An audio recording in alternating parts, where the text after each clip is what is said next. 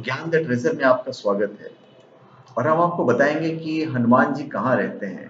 देखिए, हनुमान जी को तो अमरता का वरदान मिला हुआ है, तो अमर है, पर वो रहते कहाँ हैं? हनुमान जी कलयुग में गंधमादन पर्वत पर निवास करते हैं, ऐसा श्रीमद् भागवत में वर्णन आता है। उल्लेखनीय है कि अपने अज्ञातवास के समय हिमवंत पार करके पांडव गंधमादन के पास पहुंचे थे।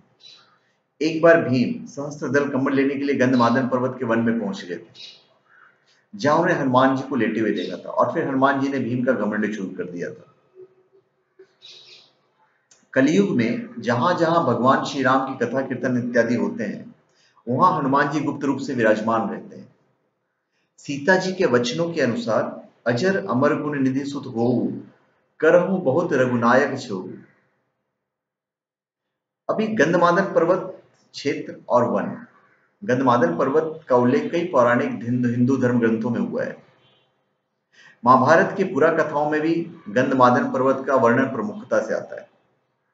हिंदू मान्यताओं के अनुसार माना जाता है कि यहाँ के विशालकाय पर्वतमाला और वन क्षेत्र में देवता रमन करते हैं। पर्वतों में श्रेष्ठ इस पर्वत पर कश्यप ऋषि ने भी तपस्या की है। गंधमादन पर्वत के शिखर पर किसी भी वाहन से नहीं पहुंचा जा सकता है। गंधमादन में ऋषि, सिद्ध, चारण, विद्याधर, देवता, गंधर्व, अप्सराएं और किन्नर निवास करते हैं। ये सब वहां निर्भीक विचरण करते हैं। अभी वर्तमान में गंधमादन पर्वत कहाँ है? इसी नाम से एक और पर्वत रामेश्वरम के पास स्थित है, जहां से हनुमान जी ने समुद्र पार करके छलांग लगाई थी। लेकिन हम उस पर्वत की बात नहीं कर रहे हैं। हम बात कर रहे हैं हिमाचल के कैलाश पर्वत के उत्तर में स्थित गंधमादन पर्वत की। दक्षिण में केदार पर्वत है, उत्तर में गंधमादन पर्वत की बात कर रहा हूं। यह पर्वत कुबेर के राज्य क्षेत्र में था।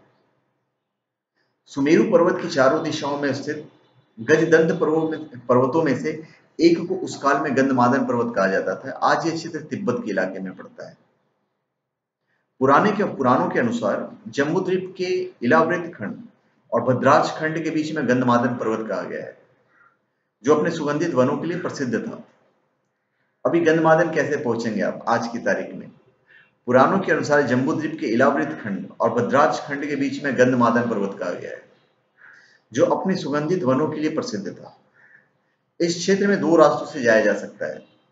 पहला नेपाल के रास्ते मानसरोवर से आगे, और दूसरा भूटान की पहाड़ियों से आगे, और तीसरा अरुणाचल के रास्ते चीन होते हुए।